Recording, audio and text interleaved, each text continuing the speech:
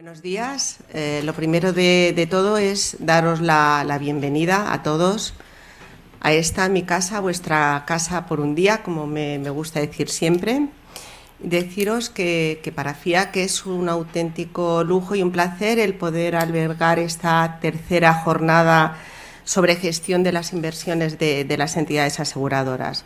A los que hemos tenido el placer y la suerte de poder estar en las dos anteriores, pues estamos deseando que llegue esta fecha, porque la verdad es que es una suerte el poder contar con estos expertos que siempre nos alumbran luz, incluso a los más inexpertos, sobre un tema tan complejo como es el tema de las inversiones. Recordaros, porque lo sabéis todos, que el sector asegurador es efectivamente un inversor institucional. A cierre de 2025 manejaba más de 343.000 millones de euros. La cartera de vida representaba aproximadamente el 46%, y de este volumen estaba invertido en deuda pública y privada un 67% aproximadamente. Eso demuestra además y corrobora la función social del seguro. Con estas inversiones se apoya y se atiende al interés común, y el papel que juega también dentro de sostenibilidad. Al final, a través de nuestras inversiones y de nuestras políticas de inversión, también podemos limitar, dirigir lo que es las inversiones de nuestro sector. Yo siempre digo que los actuarios siempre nos preocupamos muchísimo de los pasivos, ¿vale? Parece que lo importante, donde está el riesgo, es en los pasivos, y verdaderamente en los últimos años donde ha habido más volatilidad y siempre donde han saltado las alertas ha sido en los pasivos. Por eso yo creo que es muy importante hacer lo que hacemos los actuarios, que es anticipar los riesgos e intentar minimizarlos. Y para ello yo creo que en el tema de las inversiones lo que debemos plantearnos es qué nos ofrece el futuro en las inversiones de las entidades aseguradoras, y para ello pues los expertos que hoy nos acompañan, y ya quiero anticipar el agradecimiento mío personal, del Col·legi, por supuesto, y yo creo que en nombre de todos, pues nos darán respuesta a saber cuál es la situación económica actual, cuáles son las perspectivas y cuál es la evolución y qué evolución se espera de los mercados e instrumentos financieros. Para ello, como comentaba, contamos con la participación de tres expertos excepcionales. Los voy a presentar, aunque yo creo que todos os conocen, y voy a indicar cuál va a ser el tema de vuestra intervención, de forma que así luego ya vais uno detrás de otro y no hace falta que os presentemos ninguno. En primer lugar participará David Cano, que lo tengo a mi izquierda, ya comparte la mesa conmigo, que es socio de Analistas Financieros Internacionales, AFI, y director general de AFI Inversiones Globales. Y él nos hablará de esta inflación, CAPEX de hiperescaladores y mercados privados, dónde están los principales riesgos, como siempre decimos, cosa muy actuarial. A continuación, Josep Ramó Aixelà, que es asesor de inversiones institucionales, divulgador y responsable de macroeconomía y mercados financieros de la Barcelona Finance School, BFS, Instituto de Estudios Financieros. Hará una pregunta sobre los mercados financieros en 2026, es si hay una resiliencia justificada, una complacencia peligrosa. Para ello, hablará de las claves para interpretar las valoraciones, tipos, crédito e inteligencia artificial en las carteras institucionales. Por último, pero no menos importante, Jaume Puig, que es director general de GVC Gaesco Gestión, hablará del uso de la Machine Learning en la gestión de inversiones. La jornada concluirá con un coloquio, ¿vale?, que estará moderado, en el que participarán los tres expertos, y además estará moderado también con dos personas muy expertas en inversiones, con lo cual dará una riqueza impresionante a ese coloquio, a esa mesa redonda, que son Víctor Luis Massana, que es director de gestión de inversiones en Vida Caixa, y Sergio Hernández, gerente de inversiones financieras en FIAC Seguros. Gracias también a vosotros por acompañarnos y por enriquecer esta sesión. Ya no digo nada más porque, como acostumbro a decir, cuando yo me callo es cuando empieza lo interesante y lo importante. O sea que muchas gracias a todos por acompañarnos y David, cuando quieras, por favor. Pues muy buenos días, pero antes de nada, antes de cualquier tipo de agradecimiento, darle la enhorabuena a Marisa Galán, ¿no? Por ser colegiada de honor, ¿no? Del colegio y desde luego muy merecido, así que enhorabuena por ese nombramiento. Y lo segundo, muchísimas gracias por la invitación. Para mí es un auténtico placer y es un honor formar parte de este evento que ya, bueno, casi ya se ha consolidado, ¿no? Ya comentábamos, tercera vez que lo hacemos entre los tres, más luego esa mesa redonda que siempre es tremendamente útil. Y estoy encantado. Si estoy especialmente torpe hoy, me lo perdonáis. Es que hoy me he levantado especialmente pronto. Porque con el tema este de los aves, que ahora tarda un poco más, me tengo que levantar un poco pronto. Pero bueno, espero que no tenga un impacto excesivamente negativo en mi forma de transmitir. De esos tres riesgos que son los que ya ha comentado Marisa, sobre los que me voy a centrar: la estanflación, el CAPEX de los hiperescaladores, que son esas dos palabras que estamos repitiendo mucho últimamente, y los mercados privados, que desde luego también son útiles o de interés por parte de las aseguradoras, porque lo ha comentado muy bien Marisa. Efectivamente, la cartera, el activo, fundamentalmente está invertido en renta fija, fundamentalmente en deuda pública, pero en los últimos años hemos ido viendo una modificación de ese activo, en donde ese gran activo, la renta fija, la deuda pública, bueno, pues está cediendo terreno hacia otra tipología de activos, y entre ellos los mercados privados, que hay un cierto run sobre el que luego yo quiero entrar. El primero de los tres grandes temas tiene que ver con ese riesgo de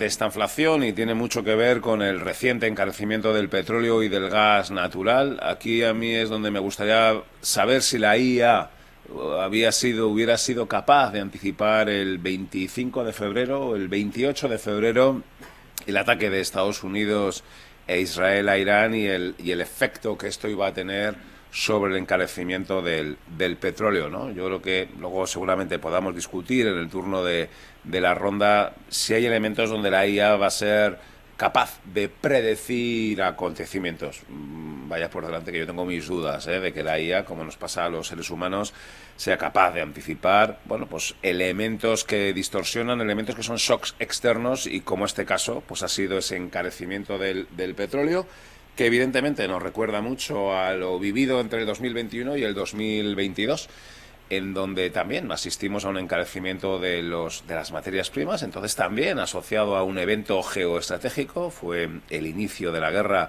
entre Rusia y Ucrania. Por cierto, llevan más de 4 años. Las guerras mundiales duraron menos de 4 años. El conflicto entre Rusia y Ucrania ya está siendo más largo que las dos guerras mundiales, y desde luego entonces tuvo un efecto negativo o un encarecimiento sobre las materias primas, que provocaron aquello que llamamos el estallido de la inflación. La inflación, después de la pandemia a nivel global, estaba prácticamente en el 0%, y de repente tuvimos una variación interanual, un repunte, la variación interanual del IPC global, que llegó hasta el 10%, y que por lo tanto lo denominamos estallido de inflación, y que nos preocupó mucho, porque eso derivó en un repunte de los tipos de interés por parte de los bancos centrales, que fue inédito, no tanto en la cuantía, porque es verdad que subida de tipos de interés de 400 o de 500 puntos básicos ya las hemos visto otras veces en la historia, pero desde luego no en tan periodo corto de tiempo, que ese fue el elemento diferencial. El elemento diferencial de lo que pasó en el 21 y el 22, insisto, es ese repunte intensísimo de la inflación y esa función de reacción de los bancos centrales a un shock de oferta. Y esto es lo que, desde el punto de vista de los economistas, pues suponía todo un reto, porque no es normal que en la economía haya shocks de oferta, no hay tantas evidencias históricas, no hay tanto estudio sobre los shocks de oferta, y recupero aquello que calculábamos en su momento, que eran los famosos cuellos de botella, porque os acordáis que en el 21-22 los cuellos de botella no solo estaban limitados al encarecimiento de las materias primas, sino también a que no había barcos que viniesen desde China, porque China estaba medio cerrado por el COVID, porque como gestionaron ellos el COVID fue de forma diferente y tal vez menos exitosa que el resto. Bueno, por un motivo o por otro, tuvimos esos cuellos de botella, utilizábamos esos índices de cuellos de botella pues que ahora estamos otra vez utilizando, porque como podéis ver en el gráfico, esos cuellos de botella también se han vuelto a incrementar. Pero tal vez, y por entrar un poco y que veáis qué tipo de análisis hacemos los economistas, sí nos gusta distinguir entre cuellos de botella asociados a la oferta y cuellos de botella asociados a la demanda. Porque así, aquí sí encontramos elementos diferenciales respecto a lo que nos pasó en el 21 y en el 22. Si en el 21-22, y vuelvo al gráfico del repunte de la inflación, este fue espectacular, fue por la confluencia de cuellos de oferta, pero también de cuellos de demanda. La economía mundial venía de una etapa en la que nos habíamos quedado en nuestras casas, en donde, gracias a una política monetaria y a una política fiscal expansiva diseñadas para una duración de la pandemia más larga de la que inicialmente se pensaba, bueno, pues teníamos el bolsillo, como suele decir coloquialmente, teníamos el bolsillo relativamente lleno los ciudadanos. Teníamos dinero ahorrado, teníamos estímulo fiscal, teníamos estímulo monetario, por lo tanto, al shock de oferta, que es la línea azul oscura, se le sumó un shock de demanda. Dejadme de nuevo que voy a hacer una simplificación. Si nos subieron el precio del menú o si nos subieron el precio del hotel, de la noche de hotel o del viaje, dijimos, bueno, no pasa nada, lo pago porque tengo un cierto dinero en mi bolsillo, porque además hay que vivir que son 2 días después de haber estado recluido. Y eso es ese componente gris que es el que provocó ese shock de demanda, y es lo que provocó que el indicador de cuellos de botella subiera mucho más. Y pensamos que es la gran diferencia hoy respecto a entonces. Hoy hay un shock de oferta, está claro. De repente el petróleo, el gas natural se encarecen. Es verdad que hoy, es verdad que también algo del comercio mundial se está frenando porque el estrecho de Hormuz está cerrado.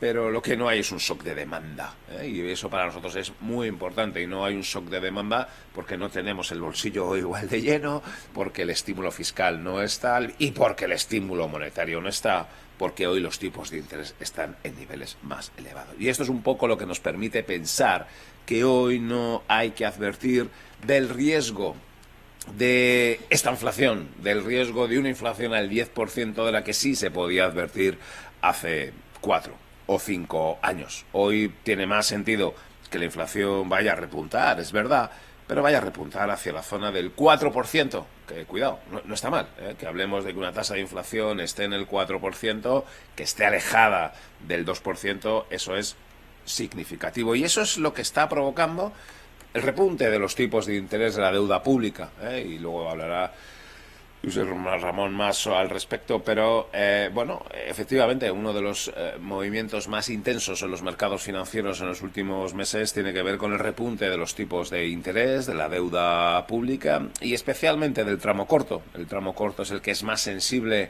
a las expectativas para la evolución de la política monetaria, y eso sí que ha pegado un giro de 180 grados, y al principio de año el mercado descontaba que el BCE iba incluso a bajar una vez los tipos de interés y que la FED iba a bajar 3, 4 o 5 veces.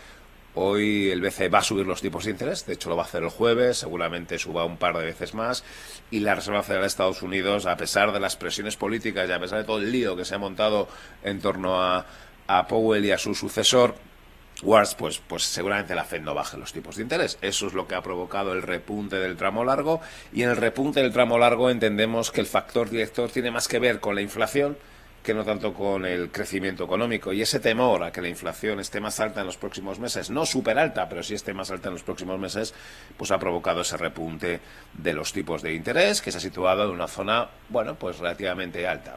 Aquí me voy otra vez a pensar, oye, ¿cómo hay que gestionarlo desde el punto de vista del activo? Bueno, está claro que un tipo de interés a 10 años en Alemania al 3%, pues está en zona de máximos, en Estados Unidos al 4%, en Europa depende qué emisor elijas, pero bueno, sí podemos estar hablando de que ya los tipos de interés están algo más, bueno, más normalizados, que incluso están por encima del tipo de la inflación esperada, y que por lo tanto la inversión en deuda pública como tal tiene sentido, y alargar duraciones pues puede tener sentido. Es obvio que de lo que hablamos es cuál es el riesgo de que haya un repunte adicional de los tipos de interés a largo plazo si estos cuellos de botella de la oferta se tensionan más, si aparecen los cuellos de demanda. Bueno, pues evidentemente el riesgo es que los tipos de interés repunten más, pero que entendemos que los niveles alcanzados sí son recomendables pues para alargar duraciones y tener duraciones de 4 o al menos 5 años, y aquellos inversores que podáis tener un horizonte temporal más largo pues podáis asumir algo más de duración. Pero hay otro factor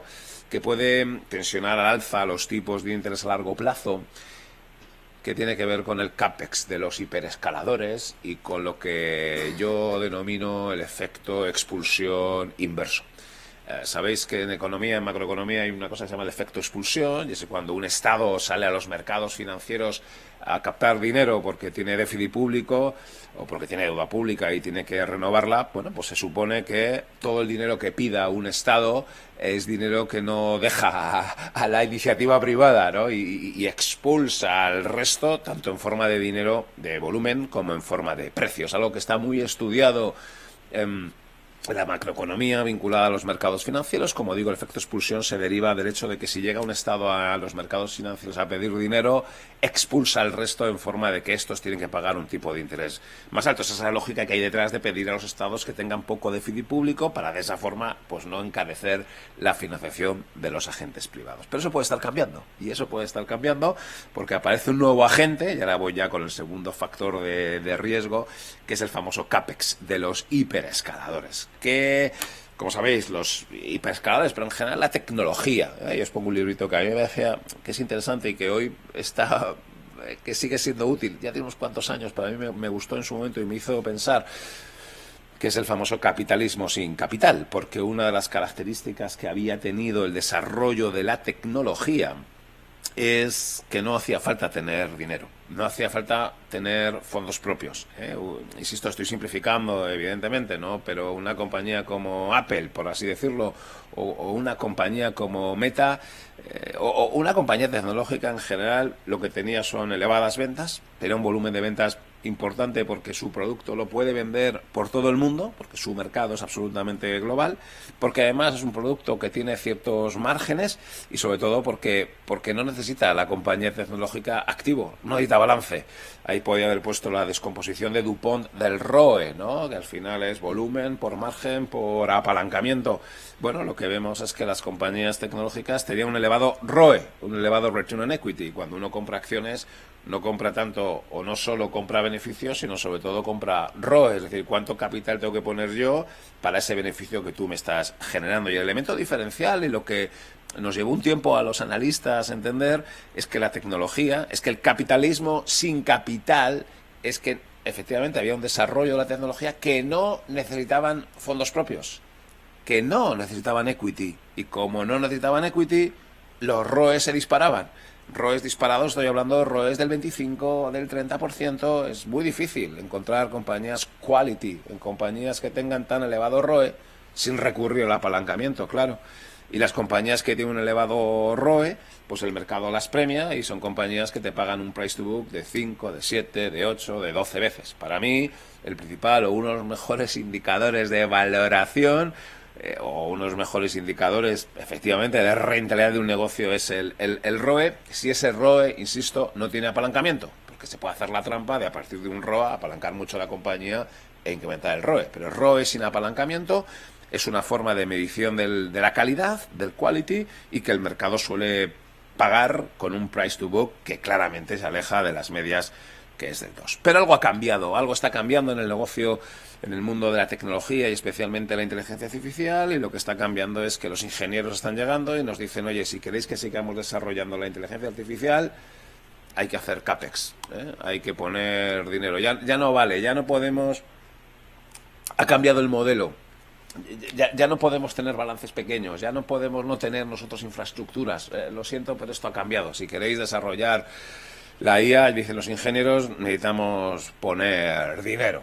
Y supongo que los consejos de administración de estas compañías, igual que se ven o que hemos visto en consejos de administración de compañías industriales, pues llega el ingeniero y dice, yo necesito desarrollar una planta, yo necesito desarrollar este activo, yo necesito desarrollar.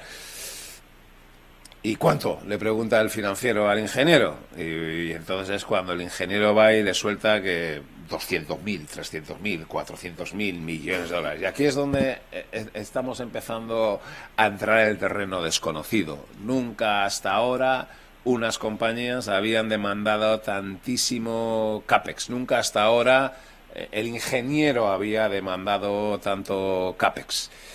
pero digo tanto, son cantidades ingentes de CAPEX y además son cantidades que hace 4 o 5 años no era así. Es decir, lo que estamos asistiendo es a un desarrollo de una IA que exige una cantidad de CAPEX que está creciendo de forma exponencial. Y el ingeniero le mira al financiero para decirle, oye, necesitamos el dinero financiero, tu trabajo consiste en encontrarlo. Claro, el financiero abre la caja del flujo de caja libre y dice, bueno, pues algo tengo porque nuestros negocios van bien. Pero claro, yo tengo 50.000 millones de dólares, no tengo 200.000 millones de dólares. ¿Qué hacemos? Y es el debate que está surgiendo en el seno de los consejos de administración de los hiperescaladores, en donde nadie se atreve a decir al ingeniero, pero ¿estás seguro que hacen falta 300.000 millones de dólares? Claro, el ingeniero te dice, ¿tú qué crees? ¿Tú sabes algo de desarrollar la inteligencia artificial? ¿Tú me tienes que decir a mí que esto se va a poder hacer en niveles más bajos? Evidentemente no lo puedo decir. Evidentemente en un consejo nadie creo que esté hoy dispuesto a decir paremos la inteligencia artificial. No vamos a sumarnos a la ola de las necesidades de ingente cantidades de CAPEX para frenar esto, porque si no nos quedamos fuera. Y entonces todas las vistas se giran al financiero, a quien se le dice financiero a captar dinero. Y el financiero tiene dos planteamientos que transmite al consejo de administración. Oye, pues yo puedo ampliar capital o yo puedo apalancarme. La gran ventaja que tienen las compañías, los hiperescaladores, es que no tienen deuda, es que no tienen apalancamiento porque como en años anteriores no hacían CAPEX, pues no tenían apalancamiento. Y eso es lo que están haciendo, y esta es la nueva configuración. Es verdad que también alguno está empezando a ampliar capital, porque están haciendo un poco de todo, pero claro, aquí había traído algo que debo reconocer y además en un foro como este, como dicen los jóvenes, pues te estalla la cabeza. A mí me estalla la cabeza cuando me entero de que una compañía como Alphabet emite un bono a 100 años. Porque hay un desacople entre el vencimiento de este bono y el tiempo en el que esa inversión va a durar. Vamos, yo no tengo ni idea, yo no soy ingeniero, pero me cuesta infinito creer que el dinero que va a captar Alphabet en este bono a 100 años lo va a destinar a una inversión que va a tener una vida útil de 100 años. Vamos, ni de coña. Ni siquiera, bueno, vamos a hacer el cálculo fino, calcúlame la duración del bono, que no son 100, que son 25, ya, pero es que ni siquiera 25 años. Entonces, yo como financiero digo, pero aquí empieza a haber inconsistencias. Estamos captando una financiación a largo plazo para financiar una inversión, es verdad, no es para financiar un gasto, que es lo que hacen los gobiernos. Se endeudan a 100 años para pagar pensiones. Vale, aquí es para financiar una inversión, pero una inversión en donde yo creo que se va a amortizar, o se debería amortizar por la obsolescencia tecnológica dentro de 2 o de 3 años. Entonces, quiero compartir con vosotros que a mí, me genera dudas de quién compra este tipo de bonos. Hasta tal punto me generan dudas que escribimos Diego Mendoza, un compañero de la gestora, y yo este pequeño post en donde explicamos, pero al final estos bonos tienen éxito. Este bono de Alphabet tuvo una super suscripción. ¿Y quién lo compró? Bueno, pues ¿quién es el culpable de comprarlo? Pues vosotros, pues vosotros que tenéis la necesidad de inmunizar, vosotros, compañías de seguros y demás, que tenéis pasivos, lo decía muy bien Marisa, ¿no? Vuestra obsesión es la moderización del pasivo, tenéis pasivos a muy largo plazo con duraciones muy altas y al final inmunizáis. Por lo tanto, macheáis una duración muy alta del pasivo y pues mira, si encontráis una duración muy alta de un activo, pues ya está, estupendo. Y además, ¿qué sucede? Bueno, además sucede que este bono de Alphabet es doble A más.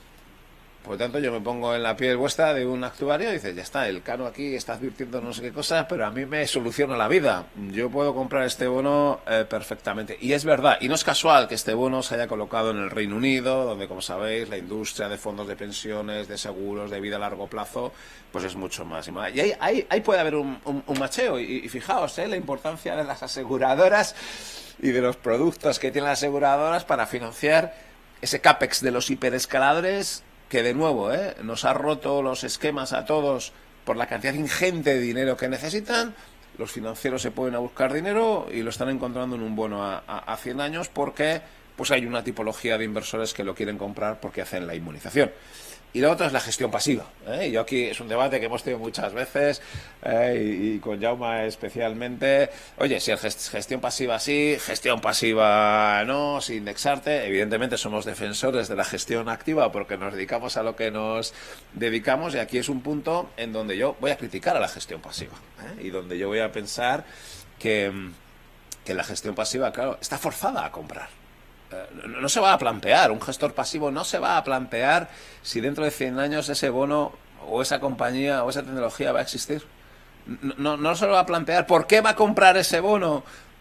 Porque forma parte de los índices, y además se produce un fenómeno curioso, que es lo que trato de poner... Bueno, luego vuelvo. Que es lo que trato de poner aquí. Y es, claro, el peso que van a empezar a tener los hiperescaladores, la tecnología en los índices de renta fija. En los de renta variable ya lo tenemos súper claro.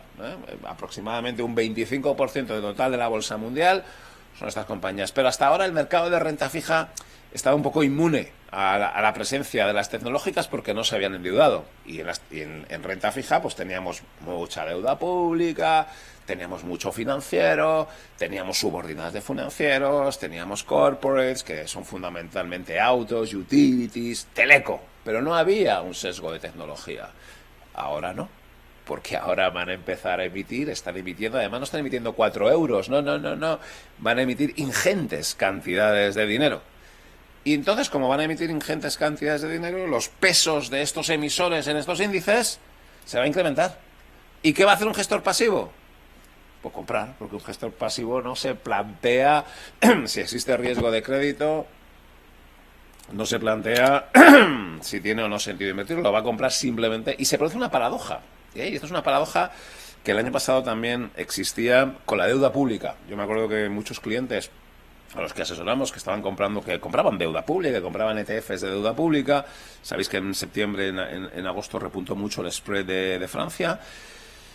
Y claro, mucha gente se puso a mirar sus ETFs de deuda pública. ¿Quién es el principal emisor de deuda pública de Europa? ¿Quién es el emisor que más pesa en un ETF de deuda pública? Francia. Ay, espera, ¿por qué? Porque es el país que tiene más ratio deuda-PIB, o de los más, y además un PIB elevado. Claro, tiene más PIB Alemania, pero su ratio de deuda-PIB no es tan alto. Y por lo tanto, y muchos clientes dijeron, espera, yo no quiero comprar un ETF de deuda pública. ¿Por qué? Porque si me compro un ETF de deuda pública se da una paradoja, y es que ¿quién es el emisor que más pesa en ese índice? El más endeudado. Porque podemos pensar que tal vez el hecho de que el peso en renta variable sea superior en una compañía que capitaliza más, igual la capitalización es una buena proxy de un indicador de éxito de una empresa. Yo no digo que no. El hecho de que Inditex capitalice 150.000 millones de euros, oye, igual es una evidencia de que es una compañía que le va bien. En Burgos decimos, ande o no ande, caballo grande. Bueno, pues puede ser que funcione bien. Hey, pero en renta fija no lo tengo tan claro. Que una compañía tenga más deuda que otra, igual que un Estado tenga más deuda que otro, ¿por eso lo vas a incorporar con más peso en tu cartera? Porque eso es lo que hace un índice de renta fija. Las compañías con más peso son las compañías que tienen más deuda. Y no lo sé si ese criterio, y los estados que tienen más peso son los estados que tienen más deuda. Y yo no tengo claro que ese sea un criterio inteligente o un criterio recomendable. Pero eso está pasando. Y justo ayer coincidía que estaba en un comité de inversiones. Ellos dicen, no quiero tener deuda de hiperescaladores. No quiero tenerlo. Y por lo tanto se decidió salir de cualquier producto de gestión pasiva, porque en cualquier producto de gestión pasiva va a aparecer deuda de hiperescaladores. Lo que pongo ahí es que la gestión pasiva está siendo uno de los grandes compradores de esta tipología de bonos. Y luego, efectivamente, el FOMO, ese Fear of Missing Out, que lo hemos tenido en renta variable y que también ahora sucede en renta fija y casi sería el otro extremo. Hay mucha gente que dice, ¿cómo no voy a tener exposición a hiperescaladores? Tanto en renta variable, y ahora viene la novedad, como en renta fija.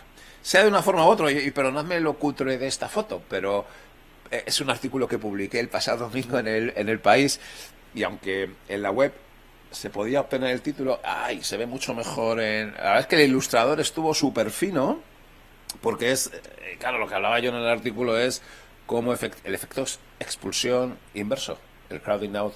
Claro, al final, si yo tengo que poner mi dinero y llega Alphabet y emite más dinero y con mejor rating que el Estado, pues le voy a llevar mi dinero allí, porque además a largo plazo, porque además pesan más en los índices, porque además tengo FOMO. Entonces me parecía que era súper... El ilustrador lo captó muy bien la idea, porque fijaos ese imán, la nueva concentración rush del capital y cómo lo está atrayendo. Y estamos llevando ahí el dinero y además lo estamos llevando a Estados Unidos. Y esto también hila con otro argumento que hemos comentado muchas veces, la gran ventaja competitiva que tiene Estados Unidos respecto al resto del mundo por su mayor mercado de capitales. Si tú eres Alphabet, si tú eres Google, si tú eres Microsoft, si tú eres Apple y necesitas dinero, usas los mercados de capitales. Y tus mercados de capitales atraen capital del resto del mundo.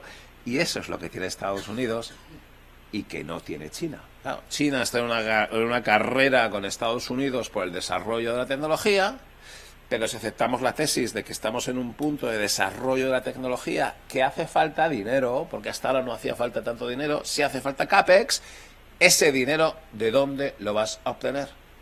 No lo vas a obtener, y esto ya hila con la tercera idea y voy terminando, que me quedo sin tiempo. Este CAPEX no te lo va a financiar un banco, es más, no te lo debe financiar un banco. Yo sé que esto se critica mucho, pero como estemos diciendo que los bancos tienen que financiar la tecnología, nos hemos olvidado de las anteriores crisis. Un banco solo puede prestar allí donde hay garantía de que no va a haber impago.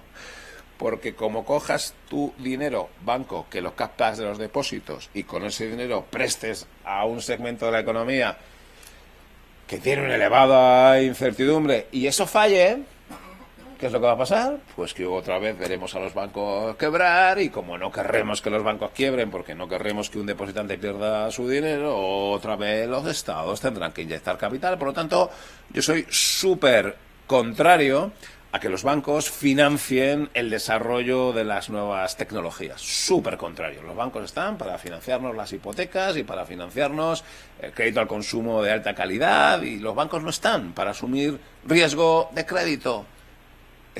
¿Quiénes estamos para asumir riesgo de crédito y de mercado y de liquidez? Los inversores, nuestros clientes, que si quieren obtener un plus de rentabilidad, lo que tienen es que asumir riesgos. Y los riesgos se asumen en los mercados financieros. No pidamos a los bancos que asuman riesgos, porque si luego se materializan, tenemos los líos que ya hemos tenido en otras ocasiones. Y ahí es donde Estados Unidos destaca, porque tiene unos mercados de capitales que son muchísimo más grandes que los que tenemos en Europa. Y lo que estamos haciendo en Europa es llega un cliente, pone su dinero en un fondo de inversión de GVC y coge Yauma y lleva parte del dinero a Estados Unidos. Entonces, en Europa estamos financiando la expansión tecnológica de Estados Unidos porque es allí donde tiene un mercado de capitales súper desarrollado. Y no en China. Y esto es lo que China tiene que hacérselo mirar. Si tú quieres desarrollar tu tecnología, China, lo siento, pero no tienes suficiente ahorro interno. Y el ahorro que tú tienes interno no está dispuesto a asumir riesgos. Y me parece muy bien. Tu ahorrador chino no quiere asumir riesgos. Perfecto. Entonces, ¿quién va a asumir el riesgo? Seguramente lo puede asumir un inversor europeo o un inversor de otro país. Pero claro, tienes que canalizarlo a través de los mercados de capitales. Xi Jinping, no puedes pretender... Si seguramente, y entramos en temas ideológicos, seguramente Xi Jinping tiene razón cuando dice que los mercados de capitales generan desigualdad. Pues claro que generan desigualdad. Los que van allí, invierten, generan una rentabilidad del capital que supera con mucho a la rentabilidad del factor trabajo. Si no me cabe ninguna duda de que los mercados de capitales generan desigualdad. Pero como por eso tú no dejes, o tú quieras intervenir en los mercados de capitales, y en los mercados de capitales no vengan gente de fuera, ¿cómo canalizas tú el dinero hacia el desarrollo de la tecnología? ¿Vale? Esto es una reflexión que me parece que tiene un componente de macro, que tiene un componente de financiero, y donde de nuevo Estados Unidos tiene la gran ventaja. En una situación que a mí me recuerda mucho, no vivíamos entonces, pero lo que he estado estudiando me recuerda mucho a lo que pasó en el siglo con el ferrocarril, con el desarrollo del ferrocarril. Se compara lo que está pasando ahora con la burbuja.com, yo creo que es muy distinto, yo creo que es muy parecido a lo que pasó con el ferrocarril. Ahora nos reímos y nos parece obvio que el ferrocarril era una innovación tecnológica que iba a tener éxito. Si leéis cosas de 1850, no estaba tan claro, y la gente advertía de los riesgos del tren, a esa velocidad el cerebro se destruye, eso es una máquina que está dirigida por el mismísimo diablo.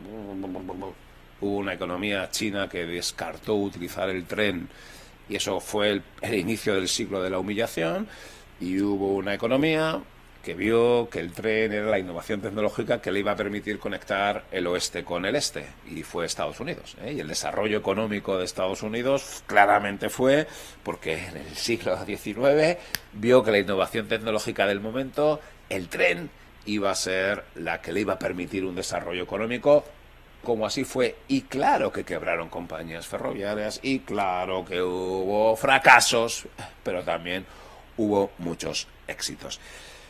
De mercados privados voy a pasar muy rápido porque, insisto, me quedo sin tiempo. Simplemente es cómo los mercados de capitales van a funcionar. Funcionan para la financiación de la industria de la tecnología en general, porque no lo pueden hacer los bancos.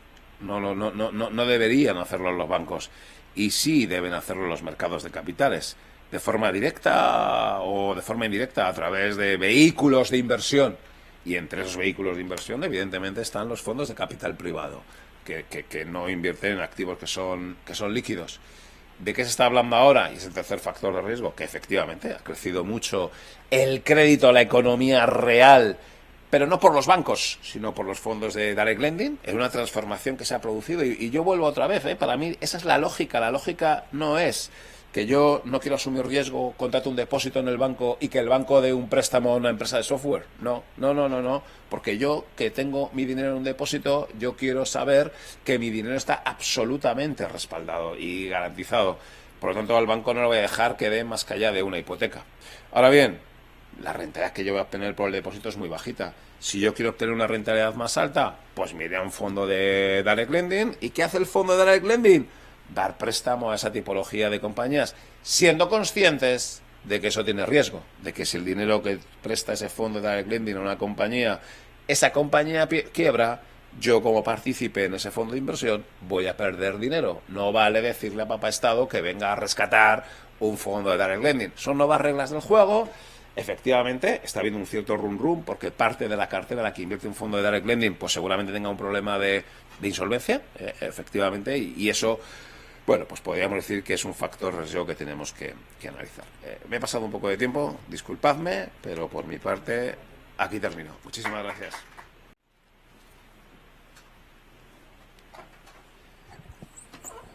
Bueno, aprovechando, ¿no?, mientras hacemos el cambio, agradecer una vez más, ¿no?, al Col·legi d'Actuaris de Cataluña que haya, pues eso, decidido que otra vez, ¿no?, los 5 volvamos a estar aquí en esta mesa, porque seguramente tenemos cosas interesantes que contar. Algunas más que otras, pero evidentemente yo creo que la aportación que podemos hacer para un poco visibilizar cosas que a lo mejor pueden pasar por alto a muchos, creo que tienen su interés y su gracia.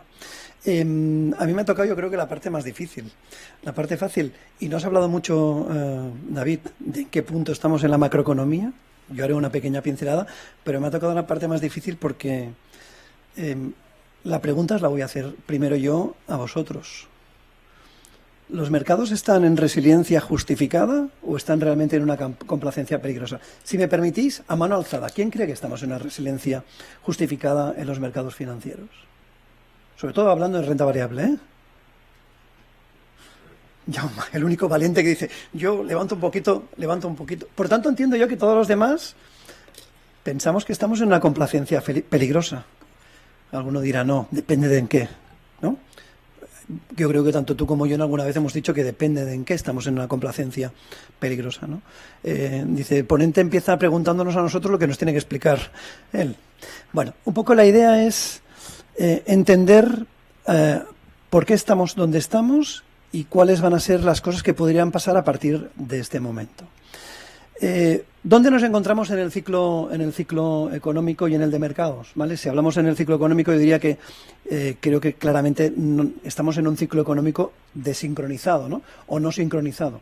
Estados Unidos es evidente que está en una expansión, yo diría tardía, ¿vale?, con un crecimiento que claramente es resiliente. Vimos el dato de paro la semana pasada, que es fantástico. Hoy o mañana vamos a ver el dato de IPC, que veremos también dónde sale, pero que cada vez es más dependiente de ciertos discursos, de ciertas cosas que van pasando, y además tensionada por, entre otras cosas, la geopolítica. No olvidemos que Trump no solamente tiene problemas con el exterior, sino también tiene problemas internos. Si hablamos de la eurozona, estábamos en un equilibrio frágil de una incipiente recuperación. Digo estábamos porque la semana pasada conocimos que el dato del PIB, la revisión del dato del PIB del primer trimestre ya es negativo, ¿vale? A riesgo de poder caer en estaflación. Definir estaflación para mí, David, no es por llevar la contraria, sería evidentemente crecimientos paupérrimos con inflaciones superiores al 3%, que ya estamos allá, ¿no? Inflación en Europa, recordemos que está en el 3,2%.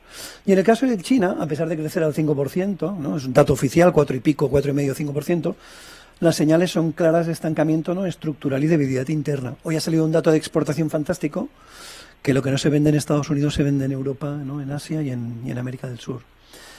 Y si vamos a los mercados financieros, hemos de decidir o hemos de ver en qué punto de esa diapositiva o esa imagen de abajo a la derecha estamos. Si estamos cercanos al punto rojo, ¿no?, en esa zona de expansión, o en esa zona de estar barato, ¿no?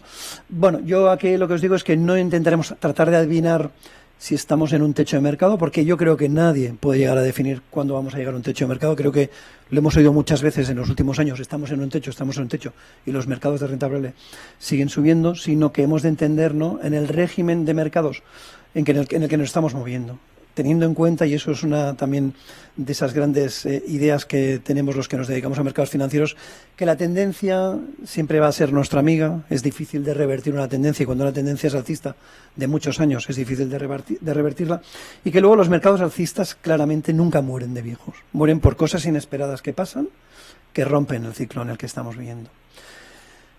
¿Y quién es el que está sosteniendo, digo, la fiesta? Bueno, quería decir el ciclo. ¿Quién es el que está sosteniendo el ciclo? No solamente es los beneficios de la inteligencia artificial, sino que también y claramente es una continua expansión fiscal, es la que sostiene el ciclo, ¿vale? Beneficios que son favorecidos por déficits públicos. Estados Unidos lleva años, sino décadas, con déficits anuales del 6-7% constantemente. Cuando nos dicen aquí en Europa, que nos hemos pasado del 3%, y además tengamos en cuenta las magnitudes, pues en otros lados, ¿no?, son mucho más grandes. Y en la diapositiva de abajo del FRED está claro que lo que significa déficit para el Estado significa beneficios para las compañías. Está claro, no hay duda, ¿vale? En una balanza tenemos déficit, en la otra tenemos superávit. Y el déficit, de manera continuada, implica más deuda pública. Estados que tienen que sostener la demanda a partir, ¿no?, de generar crecimiento a partir de deuda, que eso también implica dependencia de financiar esa deuda, ¿vale? A finales del 2025 se calculaba que los países más importantes del mundo tenían alrededor de 111 billones americanos, bueno, billones europeos, trillones americanos de deuda, ¿vale? Repito muchas veces esta expresión, 111 y detrás le ponéis 12 ceros, ver la magnitud que significa, ¿no? Bueno, pues esa dominancia fiscal seguramente tiene mucho que ver con lo que estamos comprobando, con lo que estamos viviendo en los mercados financieros, ¿vale? ¿Por qué? Porque lo que están haciendo afecta al mundo de manera desigual. En cierta manera, David lo ha insinuado, ¿vale? Ese efecto Cantillón, ¿vale? ¿Quién recibe primero el dinero? ¿Quién recibe primero el dinero? Evidentemente los estados, el sector financiero, las grandes corporaciones, los mercados financieros y los activos tangibles como pueden ser los inmuebles o las grandes compañías que lo hacen muy bien. ¿Y quién viene después? La economía real y el consumo. Y por último, el pobre que vive de un salario, evidentemente se está quedando muy por detrás, ¿vale? Cuando nos estamos encontrando que esa dominancia fiscal se convierte en algo básico y necesario para seguir manteniendo el ciclo, nos estamos encontrando que eso implica que los tipos de interés tienen un impacto muy importante en las cuentas de los estados. Estamos viendo cómo Trump está muy nervioso porque la Reserva Federal no baja los tipos de interés. Yo me pregunto, con un crecimiento cercano entre el 2,5 y el 3%, con bolsas en máximos, con tasas de paro muy bajas y creación de empleo, ¿realmente Estados Unidos necesita bajada de tipos de interés? ¿O quien necesita la bajada de tipos de interés es el Tesoro americano? Ahora lo veremos, ¿vale? Todas esas cosas, evidentemente, tienen un impacto y un impacto en la sociedad. Al final hablaremos también de sociedad, porque también es parte de la economía. Bueno, ¿y por qué son importantes esos niveles de déficit y esa cantidad de deuda? ¿Vale? por esa ley de rendimientos decrecientes, ¿vale? Cada nuevo dólar, cada nuevo euro de deuda genera menos crecimiento. Cada nuevo euro, cada nuevo dólar que implica mayor deuda genera menos crecimiento. Y además exige una mayor disciplina al mercado de bonos. Lo estamos viendo. Cómo de sensibles son los mercados de renta fija a los incrementos de las tires de las duraciones largas, ¿no? Cómo nos encontramos que en este momento toda la deuda global estaría cifrada alrededor de unos 350 billones europeos, trillones americanos de deuda, que implica alrededor de un 305% del PIB global. Para gente joven que veo aquí al final, algunos alumnos de la escuela, ¿no? Recordar que eso significa que si todo el mundo dedicara el PIB de 3 años, podríamos eliminar la deuda, pero evidentemente no habría nada más. En niveles de déficits elevados y cantidades de deuda grandes implican que los bancos centrales estén atrapados. La FED está atrapada. ¿Por qué? Porque bajar tipos aliviaría al Tesoro americano, pero podría reavivar una inflación que vuelve a repuntar, pero mantenerlos altos encarece el déficit y genera mayor déficit. La segunda partida para la administración americana de mayor gasto es el coste financiero, que es dinero que en principio no es productivo, ¿vale? Por eso existen presiones políticas de la administración Trump que tensionan la independencia de una institución que es clave en el mundo. Seguramente es la institución más importante del mundo en estos momentos a nivel económico, ¿vale? Bueno, cuando la política fiscal domina, que implica monetización de deuda, en cierta manera, los bancos centrales pierden su libertad.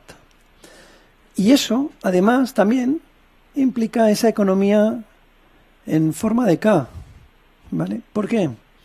Porque el que está cerca del dinero, el que tiene acceso a poder invertir fácilmente, el que no solamente vive de un salario, este lo está disfrutando.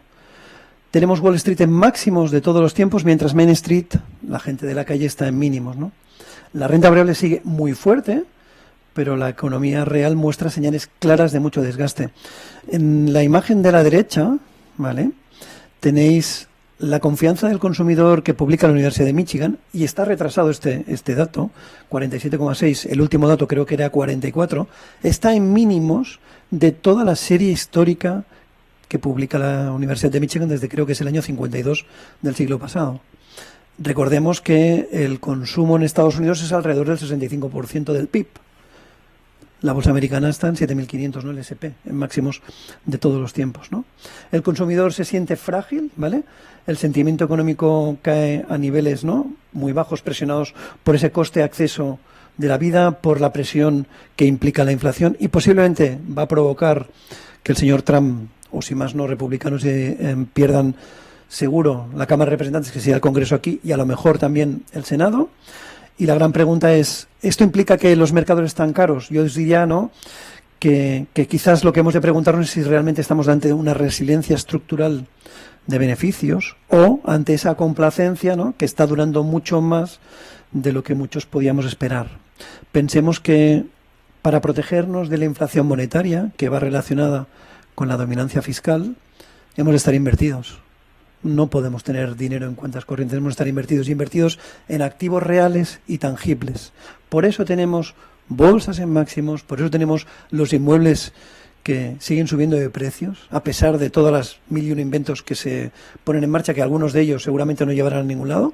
Y por eso tenemos también a otros activos como el oro, como quizás algunas de las materias primas, ¿no?, y también algunas de las criptomonedas, pues cerca de máximos históricos. Luego hablaremos también de un poquito de las criptomonedas. Bueno, yo aquí diría que hemos de separar narrativa de beneficios y de liquidez, ¿vale? Y no solamente es la IA la que mantiene las bolsas en máximos, es los beneficios en su conjunto, ¿no?, mantienen a las bolsas en máximos, ¿no? Hemos tenido una temporada de resultados del primer trimestre que ha sido claramente sorprendente y al alza, muy por encima de lo que podíamos esperar, yo creo que el 90% de los que nos dedicamos a los mercados financieros, ¿vale?, y que pueden explicar claramente el por qué los mercados financieros están obviando y están pasando olímpicamente de la geopolítica y estamos marcando nuevos máximos. Ha habido una revisión de resultados para los próximos trimestres y para el 2027, y lo tenemos en la imagen de la derecha. Se esperaba un crecimiento de los resultados. Estamos hablando de la bolsa más importante del mundo, es la bolsa americana. Se esperaba un crecimiento del 13%, es que ha sido casi del 29%. ¿Vale? Bueno, beneficios por encima de las expectativas, es bueno, ¿vale? Múltiplos, permite que tengamos múltiplos menos exigentes de los que teníamos en el mes de noviembre del año pasado, ¿vale? Si los beneficios suben más rápido que los precios, evidentemente el PER se relaja, pero los precios de los índices, luego hemos de ver, ¿no? Hemos visto compañías que han crecido, han hecho un por 2 y un por 6 en este 2026, y solo llevamos 5 meses y unos días del sexto mes, ¿no? También hemos de decir que cuando hablamos de los beneficios, la calidad no es homogénea, ¿no? Y tendríamos que distinguir claramente que las grandes compañías vinculadas a la IA, a la tecnología y las infraestructuras digitales, evidentemente lo han hecho de manera sorprendente muy bien, ¿eh? Crecimiento de beneficios que superan el 50%, ¿vale? Bueno, yo diría eso, que beneficios son reales, ¿vale? Sí, pero no son iguales, no son homogéneos y en algunos casos vinculados a ciertas narrativas que ahora tienen mucho poder, ¿vale? La bolsa sube y ya en cierta manera lo ha apuntado David, pero el liderazgo cada vez es más estrecho, ¿vale? Luego lo veremos. El rally se ha concentrado, sí que ha sido una subida más o menos de todos los mercados, pero el rally está concentrado y liderado principalmente por compañías del universo de la inteligencia artificial. Una amplitud débil, no todos los sectores, no todos los mercados lo están haciendo bien. A la derecha tenéis la comparativa del índice S&P capitalizado, es decir, cada compañía por la capitalización que tiene, versus el S&P cogiendo las 500 empresas y dándole a cada una de ellas el mismo peso. Ya llevamos años, no es un problema del 2026, llevamos años desde el 2012, 13, 14, 15, en donde las grandes capitalizadas avanzan mucho más que el resto de compañías. Lo vimos en la imagen de abajo de la derecha. Creo que esto está sacado de Nomura a finales de abril, si no me equivoco, de todo el movimiento que había tenido la bolsa, ¿no? Del rally que había supuesto un 16% desde los bajos de finales de marzo. El 69% venía explicado por las Google, las Nvidia, las Amazon, las Broadcom, las Intel, las Micron, las Apple, y si lo revisáramos ahora, aún más. Es decir, había 490 compañías que solamente habían aportado el 31% del beneficio. Por eso también, depende de cómo tengas construida la cartera, igual dices, yo no estoy viviendo en la misma magnitud lo que están viendo otros, ¿no? Bueno, yo diría como conclusión que no basta mirar si el índice sube, sino hay que mirar también, ¿no?, qué está empujando al índice y cuánta amplitud hay real detrás de ello, ¿vale? Tú puedes estar invertido. Hay fondos históricos o gestoras de fondos históricos que tienen carteras muy concentradas, por ejemplo, en el sector salud, que llevan un año en negativo y no consiguen revertirlo, ¿vale? Europa ha sido la eterna promesa y sigue siendo la eterna promesa, ¿no? Y a pesar de que podamos tener ganas, David, de invertir en Europa, no puedes porque te quedas por detrás. Y luego te preguntan, y es que, ¿qué sentido tiene? En el mundo de la gestión de activos, muchas veces hacemos aquello de yo tengo que correr más que la última gacela, que es la que se va a comer el león. Por desgracia es así. La concentración no es solo de capitalización, sino también de beneficios. 10 compañías son el 40% del S&P 500, pero también son el 31% de los beneficios del S&P 500. 10 compañías, ¿eh? ¿Preocupa la concentración? Sí, claro. ¿Vale? Antes nos enseñaba David ese gráfico, estuve a punto de ponerlo también, ese gráfico, ¿no?, de las diferentes, ¿no?, de los diferentes grandes booms que ha vivido la bolsa americana en los últimos 150 años y cómo cada vez se parece más, ¿no?, la situación actual a lo que vimos en ese momento, ¿no?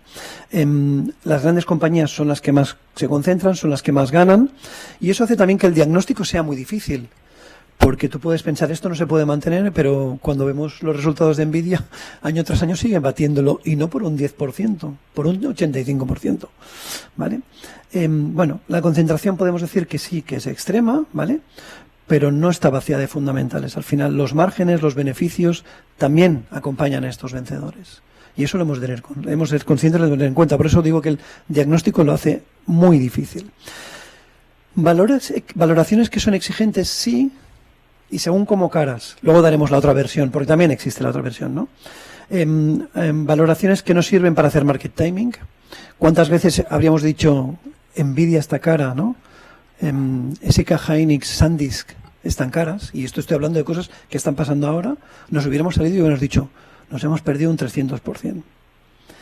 Hay valoraciones que nos están diciendo, ¿no?, que nos ponen señales de alerta y nos dicen que están caras, ¿no? Aquí yo os he puesto 2 de las muchas que podría haber, en donde nos están diciendo que, bueno, pues esta valoración, que es un mix que hace Bloomberg, ¿no?, del PER, del CAPE, del EBITDA, de la capitalización y demás, te está diciendo que estamos ya por encima de esas valoraciones que tuvimos en la .com, en la burbuja de las .com, y a niveles de lo que pasó en el año 29. Y si nos vamos al famoso Shiller Cape ratio del SP500, ¿vale?, que lo que hace es ajustar, para los que sois más novatos en el tema, ¿no?, que lo que hace es ajustar el precio respecto a los beneficios, ¿no?, dividiéndolo por el precio actual y por un promedio de las ganancias ajustadas y a la inflación de los últimos 10 años, pues solamente en las .com estuvimos mucho más estuvimos por encima de los niveles actuales, ¿vale?, claro, en 42,7, con una media histórica de 17,4 y cerca de ese máximo de las .com en 44,2. Yo os diría valoraciones absurdas, no necesariamente. Vamos al yang, ¿no?, al yin y al yang. El debate no es si el mercado está caro, sino qué beneficios y márgenes y productividad te están descontando, ¿vale? Bueno, podemos decir, ¿no?, quizás estamos en un nuevo régimen o quizás estamos en un exceso de expectativas. Caro no equivale a estar en techo de mercado. No lo sabemos cuándo vamos a marcar el techo de mercado. Por tanto, no intentemos a predecir y ser adivinos, ¿no? Evidentemente, cuando las cosas están caras, lo que se implica es que el margen de error, si los beneficios cambian, si las narrativas se transforman, evidentemente es mucho menor, ¿vale? Pero lo hemos visto con los resultados que se han presentado en este primer trimestre del 2026. Bueno, pues el PE Forward es el PER Forward es mucho menos exigente. Fijaros que en octubre y noviembre llegamos a picar el 23%, múltiplos de 23 veces. Bueno, y el beneficio por acción ha mejorado y se espera que para el segundo trimestre siga mejorando, evidentemente, a todo lo que tenga que ver, ¿no?, con inteligencia artificial, hiperescaladores y tecnología, ¿vale? Bueno, y si lo distribuimos, está claro que el top 10 tiene un PER caro, o por encima de lo que sería su media histórica. También habríamos de distinguir qué compañías están por encima y quiénes están por debajo. La media del S&P está un pelín por encima de su media, y tenemos compañías y tenemos sectores que siguen estando baratos, pero siguen estando baratos de hace mucho tiempo, no de hoy ni de ayer, sino de hace mucho tiempo. La pregunta sería es si esa prima que nos está dando la inteligencia artificial, la tecnología, será sostenible en el tiempo y podrá seguir manteniéndose, ¿vale? Como decía David, ¿no?, la productividad está cambiando, ¿vale? La inteligencia artificial es un gran cambio. Y es un cambio que podría hasta justificar que ciertos múltiplos pudieran ser razonables. Y hay alguna banca de inversión, algunas grandes casas que dicen, ¿por qué no podemos considerar que el PER objetivo de la bolsa americana esté en 23-25, con lo que implica el gran cambio que es la inteligencia artificial, ¿no? Inteligencia artificial que implica automatización que elevan la productividad. Más productividad implica un mayor crecimiento y eso se traducirá en mayores márgenes, mayores beneficios que estructuralmente van a ser más altos y podrían justificar que un PER 25 y ciertas valoraciones que ahora podrían parecer caras, en un futuro podrían ser la media, ¿vale? Es verdad que la media de los últimos 100 años es muy distinta a la que estamos viendo en este momento, pero está claro que la inteligencia artificial es un cambio. Implica un boom de productividad. Yo creo que todos nosotros, en cierta manera, lo estamos viendo directo o indirectamente, ¿vale? Y ya se está diciendo que el crecimiento de la economía tiene mucho que ver o tiene buena parte que ver con lo que implica este cambio en la productividad y lo que implica la inteligencia artificial, ¿vale? Yo diría que no es cuánto impactará, ¿no?, sino en qué rapidez y cómo se va a distribuir en los distintos sectores y en los distintos factores productivos del mundo. Pero también genera dudas. La inteligencia artificial también genera dudas. Genera ganadores y genera perdedores. utilizamos una imagen parecida, ¿no, David? El gran test, ¿no? CAPEX, sí. Inversión, sí. Veíamos como antes Google, ¿no?, sacaba 1.000 millones en libras esterlinas, bueno, a 100 años, pero es que al mismo tiempo estaba haciendo una ampliación de capital de 80.000 millones de dólares, que luego fueron 85.000 por la gran demanda, de los cuales 10.000 millones lo tomó el señor Warren Buffett con su brazo inversor, Berkshire Hathaway, ¿vale? Por tanto, hay interés. Sí que es verdad que eso también, vamos a ver algo que también es interesante, que quizás la gran cantidad de buybacks que han hecho las compañías, sobre todo en estas compañías que necesitan capital, quizás se va a reducir, ¿vale? Luego veremos también, y en cierta manera también David lo comentaba, qué implica en cuanto a emisiones de deuda, ¿vale? La verdad es que hago un pequeño inciso, cuando estaba haciendo el documento, miraba lo que hicimos en años anteriores y veía que llegué a hacer en la sesión del año anterior 45 diapositivas y dije, este año han de ser menos. He tenido que eliminar un montón de cosas de lo que quería explicaros, porque al final si no nos comemos el tiempo y Jaume ya no va a poder hablar. Pero es que cuando llegaba a la 15ª o 16ª diapositiva decía, me falta tiempo, la parte final la habremos de pasar corriendo. Veremos lo más importante y hablaremos también de crédito y de renta fija, ¿vale? Bueno, uno de los grandes problemas que nos estamos encontrando cuando hablamos de ella es, por un lado, lo del CAPEX, pero luego también la circularidad, ¿vale? Ese arco de bóveda que implica que compañías que se dedican a ello sean cliente, pero a la vez también proveedores, sean acreedores y sean accionistas. Y está pasando. Uno de los analistas del Fidelity Global Technology, que es uno de los mejores fondos seguramente de tecnología del mundo, está advirtiendo, cuidado esa simbiosis que puede ser virtuosa, pero también puede ser algo que luego lo acabemos pagando, ¿vale? Como entre ellos Oracle, Meta, ¿no?, Nvidia, entre ellos se compran cosas, son accionistas, son proveedores y a su vez acreedores. Y cómo la inteligencia artificial va a generar a ganadores, seguramente las infraestructuras que van a ser monetizables y que van a luego implicar beneficios a los equipos, a los chips, a la energía. Compañías energéticas también van a ser ganadoras y luego vamos a tener perdedores, seguramente negocios que están basados en la creatividad humana, ¿vale?, que por desgracia, ¿no?, van a estar penalizados porque quizás esa inteligencia artificial va a sustituir a esa creatividad humana, ¿vale? Lo debemos tener en cuenta. Ya estamos viendo algunos ejemplos de ello. Tengo un amigo que trabaja en el sector de la publicidad y dice, esto se nos está acabando, porque los publicistas cada vez vamos a tener menos impacto, nosotros como personas, a lo que nos puede hacer la inteligencia artificial, ¿no?, y todo lo que implica. La inteligencia artificial es una revolución real, ¿vale? Pero también toda evolución o toda revolución, ¿vale?, implica también euforia, ¿vale?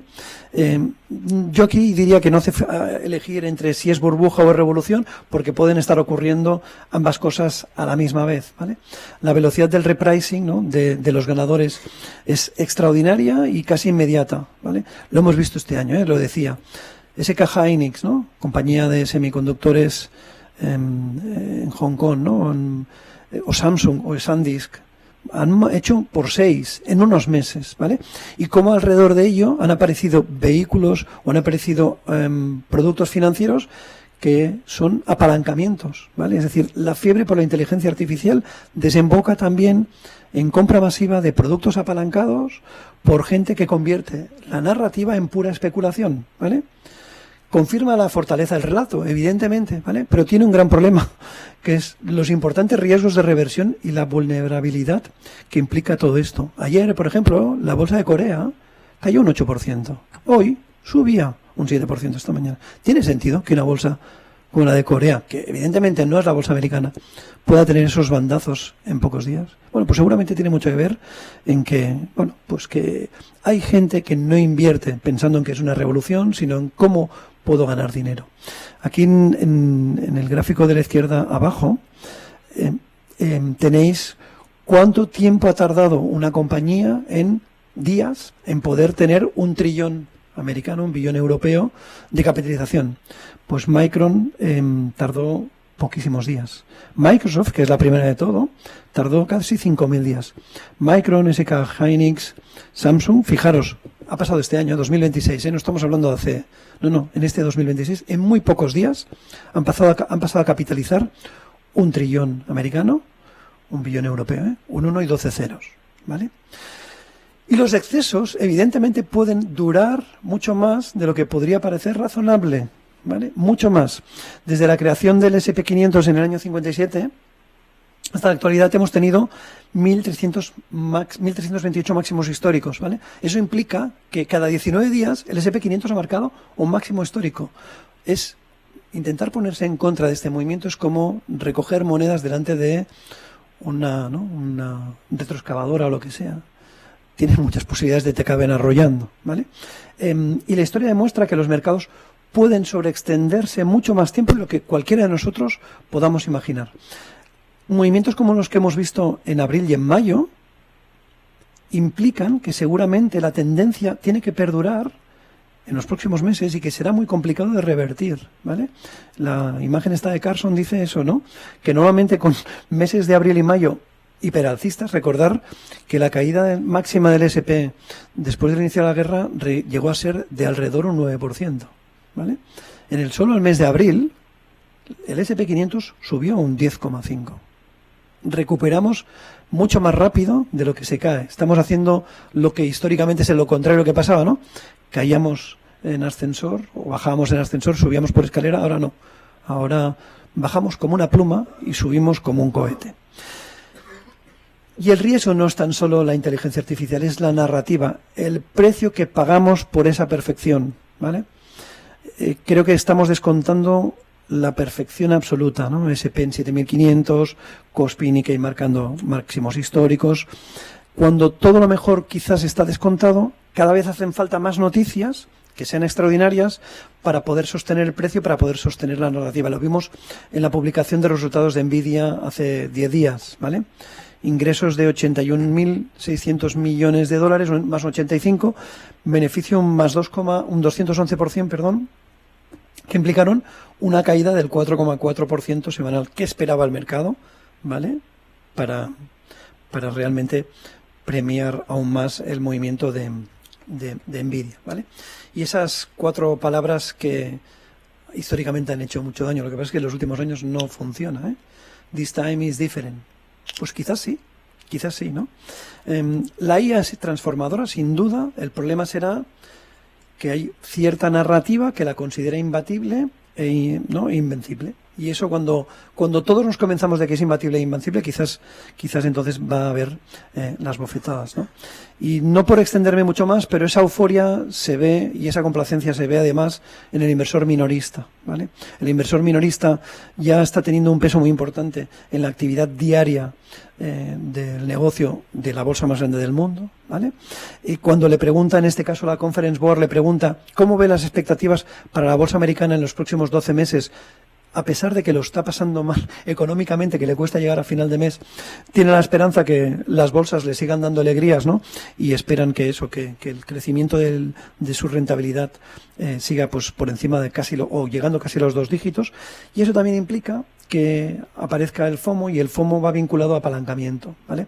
En magnitudes totales, calculado en el mes de abril respecto al mes de abril del 2025, ha crecido en 850.000 millones de dólares en lo que es el efecto apalancamiento, que aún es solamente un 53% del total, ¿vale? Es decir, podríamos llegar a ir mucho más arriba.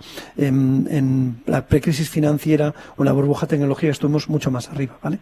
Bueno, pues yo aquí diría que cuidado, porque ya hay una parte de los inversores, aquí hablo inversores minoristas, que consideran el movimiento de los mercados no un factor para invertir y para ahorrar, sino un factor para jugar a la máquina de perras, ¿no? En vez de ir a Las Vegas, se van cada día a los mercados financieros. Y aparecen divergencias y aparecen voces referentes que siguen alertando. Divergencias, por ejemplo, y ya sé que me diréis, ¿no? Las cripto igual no es la renta variable, pero hasta el octubre-noviembre del año pasado el movimiento de Bitcoin y Ethereum iba parejo al movimiento, por ejemplo, del Nasdaq o del S&P 500, y nos hemos encontrado que desde octubre-noviembre del 2025 las criptos han tenido un proceso bajista muy importante y ha continuado. Mientras ha habido esa ruptura de esa correlación, las bolsas han seguido ganando adeptos y subiendo de precio, ¿vale? Y el señor Buffett vuelve a advertir, ¿no? Cada vez el mercado se parece más a un casino.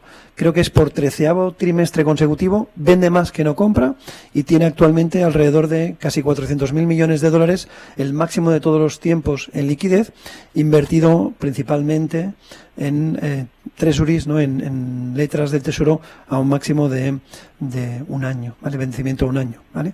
Bueno, como dice el señor Buffett, no hemos visto a la gente con un ánimo más de juego que el que estamos viendo actualmente, ¿vale? Y quizás los bonos podrían ser el árbitro de un posible cambio en las expectativas. Lo estamos viendo, ¿vale? Sobre todo el movimiento de subida, de tires de los bonos, especialmente primero de los bonos de mayor duración. Aquí tenéis la gráfica de los bonos a 30 años de Japón, Estados Unidos, Alemania y el Reino Unido, pero también ahora por esa expectativa de subida de tipos de interés por parte de los bancos centrales del corto plazo. Bueno, pues ese movimiento, esos repuntes bruscos de las tires suelen coincidir con momentos en donde las bolsas podrían sufrir. Al final, si hemos de tener en cuenta, cuando estamos haciendo valoraciones de activos financieros, utilizamos el descuento de flujos a mayores tipos, ¿no? Ese descuento de flujos cambia claramente, ¿vale? Bueno, pues quizás los bonos y sobre todo los bonos de mayor duración pudieran ser ese termómetro que en algún momento hicieran que pudiera haber un cambio, un posible cambio, o si más no una corrección mucho más profunda de la que hemos tenido hasta el momento. Y luego hay otra cosa que también hemos de tener muy en cuenta: cómo están cotizando los bonos a largo plazo de Japón. Recordar que Japón, ¿no?, durante décadas ha sido o sigue siendo el anclaje del sistema financiero global. ¿Cómo puede implicar que esos bonos japoneses con tires que realmente están rentabilizando, ¿no?, la inversión en ellos puedan tener efecto en otros activos financieros del resto del mundo? Pensar que el inversor japonés tiene mucho dinero colocado fuera de su país y el mismo gobierno y las mismas compañías japonesas tienen dinero fuera que si lo repatrian podría tener implicaciones, ¿vale? Y las yields de este momento son al final un reflejo de la situación, ¿vale? El bono a 30 años americano llegó a tocar un 5,20, ¿vale? Esa línea roja del 5%, cuidado. El bono americano a 10 años está en el 4,50, 4,60, ¿no? Si descomponemos el por qué, ¿no?, esa prima de riesgo, ¿por qué viene? Bueno, viene por una inflación que sigue siendo persistente. Recordemos que el último dato es del 3,8, por un riesgo fiscal. El déficit que se calcula para el año 2026 va a estar alrededor de los casi 2 trillones americanos, billones europeos, y por ese nuevo régimen que también puede implicar la llegada a la presidencia de la FED del señor Walsh. Vamos a ver qué hace. Si hace menos balance, más tipos, si no. Bueno, el mercado de renta fija quizás ya está asumiendo que va a haber subidas y está asumiendo que esa positivación de la curva no es solamente por una mejora cíclica, sino porque hay una exigencia de riesgo por esa prima fiscal, ¿vale? Y el crédito corporativo, en cierta manera, es un reflejo de lo que también hacen las bolsas. Existe o hay una calma. En estos momentos el crédito corporativo es más carry que no spread, porque estamos en mínimos de spread. Y también hemos de distinguir, ¿no? Hay unas ciertas emisiones, el investment grade y hasta el high yield de mejor calificación, evidentemente están en spreads mínimos de todos los tiempos. Sigue habiendo una demanda importante y voraz de liquidez del mercado institucional, seguramente de compañías aseguradoras. Y luego también, cuidado con ese efecto que puede tener el diluvio de la gran emisión de los hiperescalers, ¿no? Creo que el dato de los 110.000 millones de dólares de colocación en 2026 es de los primeros 3-4 meses del año y siguen habiendo emisiones. Si nos vamos al otro lado, tenemos que el mercado de bonos basura, los peores, de peor calificación, evidentemente, pues no es un lugar donde estar. Y si ahora vemos lo que implica el private credit, pues bueno, podría ser el canero en la mina, ¿vale? La señal actual es solamente una señal de liquidez, no de solvencia, ¿vale? Pero ese límite está en prometer liquidez en productos financieros que seguramente estaban invertidos en activos que eran ilíquidos, ¿vale? Estamos viendo bajas tasas de impago reportadas en el private credit, ¿no? Una gran captación de capital privado. Pensemos que los días después de toda esta explosión de pues esos semicorralitos en el sector del private credit, había dos entidades financieras de primer nivel en España, estaban sacando vehículos y vendiendo al minorista a partir de 10.000 euros, ¿vale? Eso también hace que, bueno, pues que cuando una cosa se masifica, quizás es que hay alguien que quiere deshacerse de su parte y necesitamos de nueva liquidez para que eso pueda ocurrir. Y estamos viendo ya también que hay cierta banca de inversión que ya no refinancia ni tan rápido ni tan fácilmente ciertas carteras de riesgo en crédito privado. Por tanto, podría ser el canelo en la mina. Seguramente aún no es un problema de solvencia, es un problema solamente de liquidez, pero hemos de estar atentos. Y como síntesis, para ir terminando, ¿no? Yo diría que estamos en más que en un mercado de plusvalías, en un mercado de cupones si hablamos de renta fija, ¿vale? Estar en máximos en renta variable no equivale a estar al borde del precipicio. Lo que asusta es, ¿no? Inflaciones 3,8, 3,9, bonos con duraciones elevadas por encima del 5%, geopolítica, Hormuz, no hemos hablado de ello, o hemos hablado muy poco, ¿no, David? Pero está ahí, no está solucionado, y a pesar de que se acabara la guerra hoy, no estará solucionado. Pero por otro lado tenemos unos grandes beneficios, récords bursátiles, esta tendencia que es nuestra amiga, lo seguirá siendo seguramente en el corto plazo, y un momentum vinculado a todo el tema de inteligencia artificial que es muy bueno. JP Morgan sacaba un informe y decía, a pesar de que la confianza al consumidor esté en mínimos, tenemos demostrado que cuando la confianza al consumidor está en mínimos, la rentabilidad media de los mercados de renta variable es de un 24%. También hemos de ver por qué la confianza al consumidor ahora está en mínimos y lo estaba en otros momentos, ¿vale? Como conclusión yo os diría construir carteras convexas, ¿no? ¿Y eso qué quiere decir? Bueno, la asignación táctica es, seguimos bailando, pero bailemos cerca de la puerta, ¿no? Para cuando se apague la música y enciendan las luces, poder estar bien situados, ¿vale? En renta fija, a pesar de que sí que es cierto que para todo el sector de asegurador, estar en renta fija a corto plazo no soluciona el problema, ¿vale? Pero sí que en esas duraciones no más allá de 4 o 5 años, porque yo no creo que nadie se atreva, a pesar de financiar estados por encima de los 10 años. Luego otra cosa es cómo tenemos el balance que tenemos, ¿no? Lo tenemos que tener cuadrado en ese sentido. Intentar capturar tiras atractivas, aparecen oportunidades. El dinero ya no es gratis y evidentemente es dinero de aprovechar el cupón, ¿no? En renta variable está claro que es calidad versus cantidad, buscar alfa, buscar invertir en la inteligencia artificial que sea monetizable, que sea tangible, evitar la pura circularidad. En crédito, evitar la cola frágil del high yield. Ya os digo, el crédito cotizado, yo creo que la gran mayoría del crédito cotizado no creo que tengamos problemas. No es como hace 10, 15 años en donde podíamos comprar high yield, había algunos high yield que eran peligrosos. Evidentemente estoy hablando dobles Bs, ¿no? Y Bs. Y luego también, sobre todo, mantener cierta liquidez que ahora nos la pagan. ¿Para qué? Para que cuando quizás las cosas se compliquen, aparezcan oportunidades, cuando otros no lo pueden hacer, nosotros sí que lo podamos aprovechar, ¿no? Como dice aquí la frase, ¿no? La música de la liquidez y la inteligencia artificial sigue sonando y nadie puede permitirse quedarse fuera, pero cuando se apague la música y se enciendan las luces, la rentabilidad va a depender de haber mantenido los ojos abiertos, ¿no? Frente a la complacencia. No estamos obligados, como resumen, a elegir entre euforia o catastrofismo.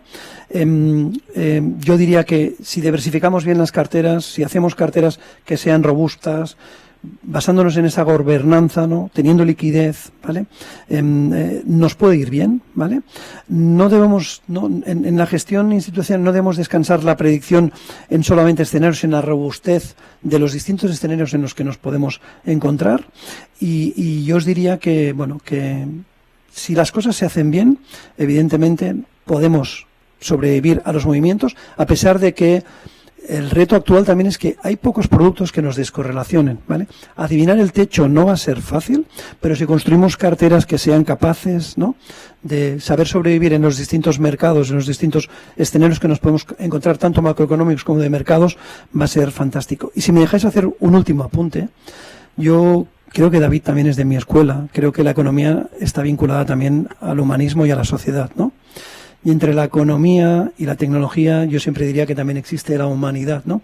Y aquí quiero recordar a un referente para mí, que es Adam Smith, ¿vale? El padre de la economía moderna. Si se levantara ahora, habría cosas que diría, no me gusta cómo están yendo, ¿vale? Y diríamos que la prosperidad, dice, ¿no? La prosperidad sostenible depende de la productividad. Lo estamos viendo, ¿eh?